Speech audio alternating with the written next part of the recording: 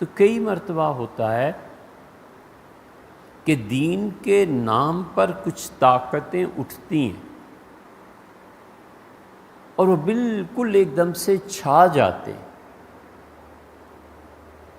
جیسے اللہ تعالیٰ نے قرآن کریم میں کہا ہے کہ جیسے سیلاب میں جھاگ آتا ہے، اما الذب فیذهب جفا، اللہ نے کہا وہ جھاگ چھا جاتا ہے وقتی طور پہ اور پھر وہ خشک ہو جاتا ہے اور بیکار کی چیز.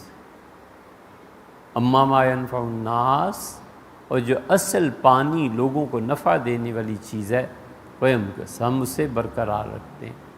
تو اس لیے اسلام کے نام پہ بہت سی تحریکیں اٹھتی ہیں، بہت سے لیڈرز اٹھتے ہیں. ہمیشہ یاد رکھنا چاہیے کہ اصل دین جو ہے نا، خدا اسے ضائع نہیں ہونے دے.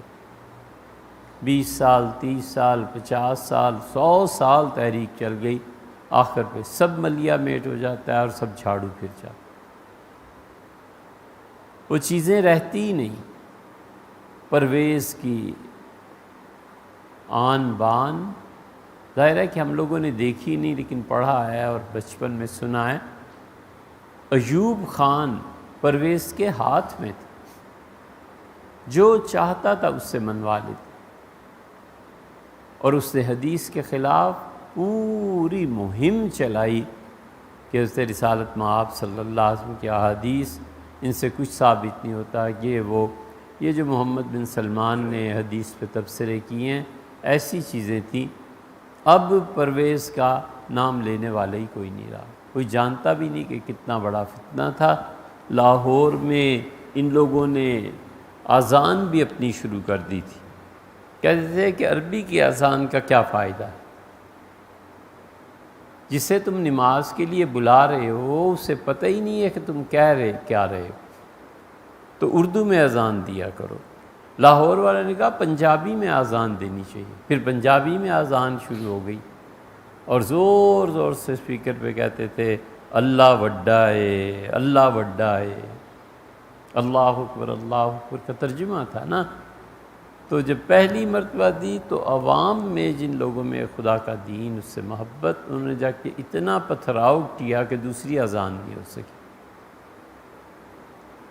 یہ قصے چلتے رہتے ہیں لیکن خدا کا اصل دین قائم رہتا ہے. لوگ پریشان ہوتے ہیں. تو جب تک کہیں پہ شریعت ہی خود فرض نہ کر دے، مت تنقید کرو، مت لوگوں کی برائیوں میں پڑو. اور اس کیپیسٹی میں کہ مجھے تو کچھ پتہ ہی نہیں، آدمی اور بھی معذور قرار پاتا ہے.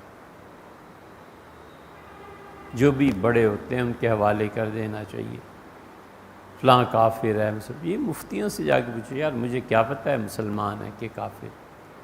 فلاں آدمی گمراہ ہے، یعنی مفتیوں سے جا کے پوچھو، ہمیں کیا معلوم گمراہ ہے. سب سے زیادہ امن اور سلامتی کا راستہ یہ ہے کہ جب بھی شبہ پڑے اللہ سے دعا مانگ لی کہ اللہ مجھے ہدایت پہ رکھ، اللہ مجھے اس طریقے پہ رکھ جو طریق اہل السنہ کے مطابق. یہ اہل السنہ کی اصطلاح کوئی نئی نہیں ہے. آپ تفسیر ابن کثیر اٹھا کر دیکھیں تو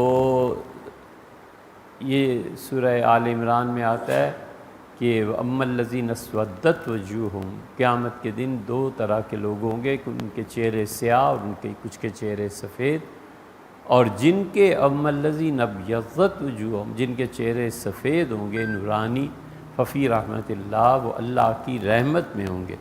عبداللہ ابن عباس رضی اللہ عنہما سے پوچھا گیا کہ حضرت یہ کون لوگ ہوں گے؟ تو فرمایا کہ یہ اہل السنہ ہیں.